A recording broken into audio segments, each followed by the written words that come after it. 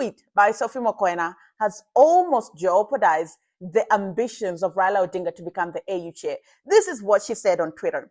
My question to Raila Odinga: you're campaigning for the position of the AU Commission chair. Why must Africa trust you and consider you when your country can't provide answers on the abduction cases in Kenya? You can't lead the continent when you're failing to lead your own country. Raila will not get the AUC position. Sarakasi kwa nchi imezidi. Wewe mzee, atunataka ku hold back from pursuing the AU seat.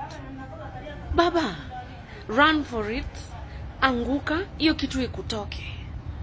Hello guys, welcome back to our YouTube channel, The Kevin Anene Show. So guys, if you are new here, kindly don't hesitate to take your 2 or even 3 seconds and subscribe to our YouTube channel. And to our returning subscribers, thank you very much for always showing us support through either liking, commenting, and even sharing some of our videos. Raila Odinga has lost his AU seat already. And why am I saying this? I'm saying this because of the things that are unfolding themselves on social media. And guys, there's this big thing that has happened. This will trigger. It will trigger, and this is the thing that even made Raila Amolo Odinga recently to say that he is feeling like quit from vying this AU seat. And why did Raila Amolo Odinga say this? Because Raila Odinga has lost it already. Kuna hii tweet yenye imetumwa pale kwa mtandao wa kijamii. Wacha tuende kwa hiyo tweet. Kuna this guy, this Gen Z, mwenye anajulikana kama Edgar Wabwire. Haya, Edgar Wabwire, kuna hii tweet alituma pale kwa mtandao. Wacha tusikize hii tweet. Hello Kenyans of goodwill. I have compiled emails of some African president available to the public.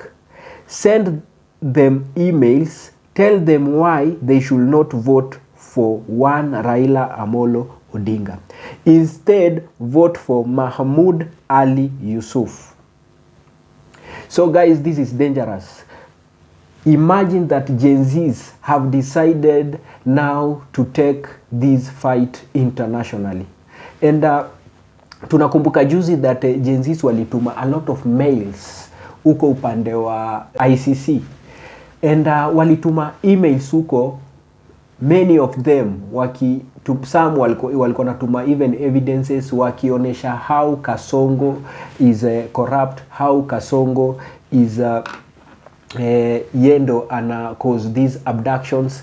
And this war, now Gen Zs have decided to kuhakikisha that they attack anything that relates with President William Samoei Ruto. So wame decide to take key fight kwa Raila Amolo Odinga. And kuna secret yenye Gen Zs walikuwa wameweka. When the election time iko karibu kufika, maybe 1 week 2, ndio walikuwa wanataka wakuje na hii plan ya kutuma emails kwa different presidents wa Africa wakiwa warn that wasi vote for one Raila Amolo Odinga. So guys, shockingly, Edgar Wabwire continues by paste the emails of some of the presidents in public. Now, so far, this gentleman has managed to get these emails. Number 1, amepata email ya the president of Algeria, who goes by the name Tabune. Amepata email ya the Ghana president, who goes by the name Nana Akufo. Amepata email ya Nigeria president, who goes by the name Tinubu. Amepata obvious akona email ya the president of Kenya, who goes by the name William Ruto. Amepata email ya the Rwanda president, who goes by the name Paul Kagame. Amepata email ya Uganda president, who goes by the name Yoweri Museveni. But hapa kwa Yoweri Museveni, I don't think if anaweza sikiza the Gen Zs. Gen Zs walimplace kwa casket recently. A lot of after amewa threatened that if they try to do kitu kama hiyo kwake, they will see fires. Now Gen Z responded by creating a lot of images. Nesha Yoweri Museveni akiwa kwa casket. Tuko na Tanzania president who goes by the name Samia Suluhu. Tuko na pia South Africa president who goes by the name Ramaphosa. So guys, hapo chini this gentleman akaandika that kuna shughuli inahitaji mbogi, and this tweet got 271k views. Na hii tweet imetumwa just some few hours ago, and shockingly the kind of comments zenye zinapatikana kwa hii tweet ziko shocking, cause it's like a good number of Gen Zs are supporting this, and pia bado kuna other supporters wa Raila wenye walikuja na pia waka flock kwa hii comment section, na pia walikuwa wana attack the Gen Zs and other people here. Raila will. So guys,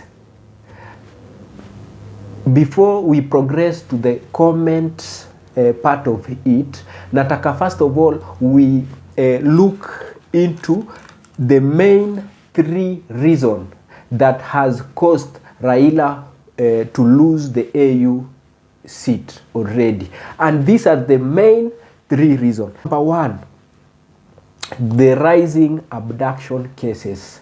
Recently in Kenya we have had so many young people disappear, and most of them up to now hawajapatikana. The shocking part of it, after Raila Amolo Odinga questioned Ruto about the abduction thing, na akaambia Ruto in public that please stop this thing. Na ya kustua ni that it didn't even take 1 week, and we saw people like Betbull and other wale watu walikuwa abducted wakiachiliwa. So these painted a bad picture internationally. Kwa nini? It is like now the international community wanaona Ruto was the one who was holding this guy. Na Ruto alikuwa anajua mali yao watu wako, cause after Raila Odinga amespeak ndo aliachiliwa. So this has painted a bad picture on Raila Amolo. This guy was tolerating abduction for all this time. Secondly, sai Ruto tunajua recently kuna hii survey ilitoka that he is the second most corrupt person, na hii imepaint bad picture cause Raila Amolo Odinga amekuja na aka associate himself with a corrupt person, and kumbuka that Ruto ndio number 1 campaigner wa Raila Amolo Odinga. So any place that Ruto akitembea, news all these countries wanajua huyu mtu ni corrupt. So obvious, I don't think if kuna president mwenye atavote for Raila Amolo Odinga na in a honest way. Guys, before ni progress, wacha tuone hii clip for 1 minute alafu tuendelee.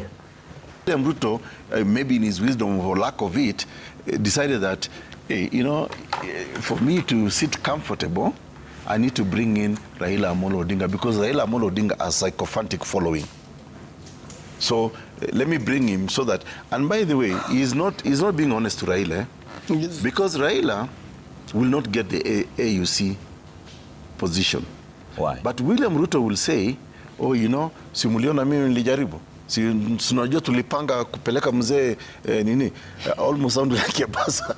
So si mnajua ama namna gani my friends, si mnajua tulipanga. So you think he will not get the AUC? Lakini sio mimi nilikata. So and that will be his argument, man. Yeah. So you think Raila will not get the AUC seat? No, he won't. He's not even qualified. Okay. Look at the qualifications for you to be a chair of VAC. Wacha tuende kwa reason, the second reason. The second reason that will make, or that has already made Raila Amolo Odinga to lose this seat is the Gen Z game plan. Kumbuka that Gen Zs want Raila Amolo Odinga. They want him. When the Gen Zs started being accountable for how things are being driven in this country, when Gen Z decided to wake up and fight for the country, the first thing the Gen Z used to do is waliwon Raila Amolo Odinga wakamwambia that please stay at home, leave this war for us. But Raila Amolo Odinga alistua the country when alikubali or when he allowed to enter into broad-based government na William Samoei Ruto.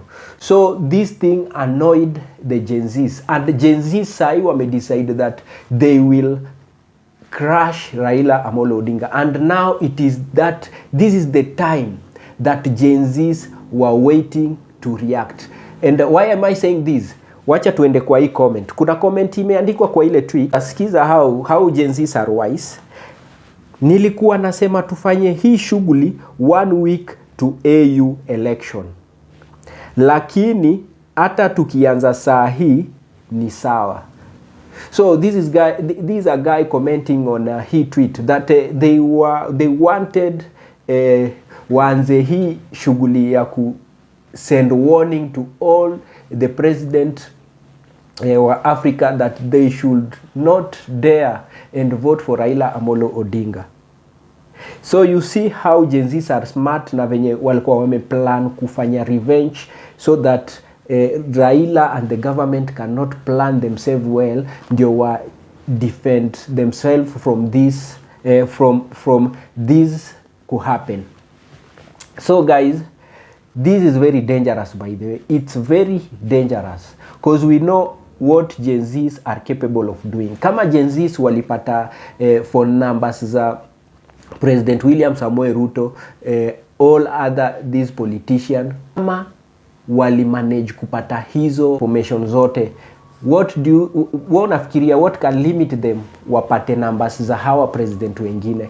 I know they will be able to gather some phone numbers, and I'm 100% sure that these Gen Zs will call some of these president and they will warn them, and they can even threaten them that wasijaribu ku associate themselves with Kenya or even come to Kenya if they go ahead and vote for Raila Amolo Odinga.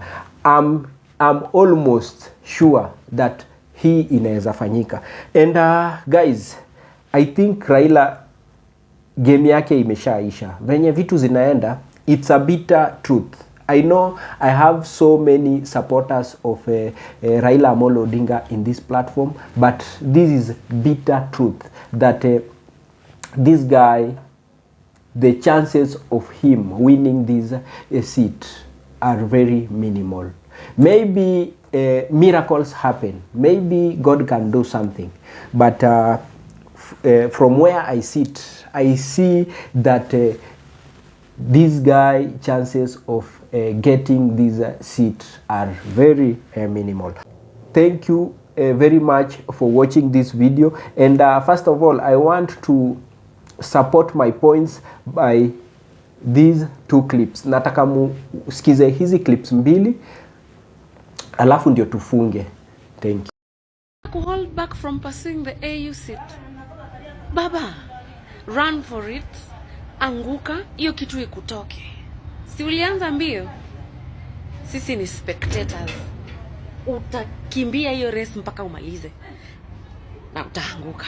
Wacha sarakasi hapa katikati. Oh, it's used to... Wewe. Tulia hapo. Mwenye alikumislead ukaingia hapo. Katalia. One tweet by Sophie Mokoena has almost jeopardized the ambitions of Raila Odinga to become the AU chair. This is what she said on Twitter. My question to Raila Odinga: you're campaigning for the position of the AU Commission chair. Why must Africa trust you and consider you when your country can't provide answers on the abduction cases in Kenya? You can't lead the continent when you're failing to lead your own country. Now, we saw during the height of protests in Kenya, President William Ruto invited the opposition party into government and even gave dockets of national treasury and also gave the docket of energy to leaders of opposition. And it's like they formed a coalition government of some sort to bring peace and stability back in the country. Now that insecurity is rising and the abductions, Raila Odinga is being held accountable for the decision that he made to partner with William Ruto in government. And this just goes to taint his race to become the AU chair because it raises a lot of questions on where he stands on democracy, on human rights, and his ability to have tough skin and lead the African continent.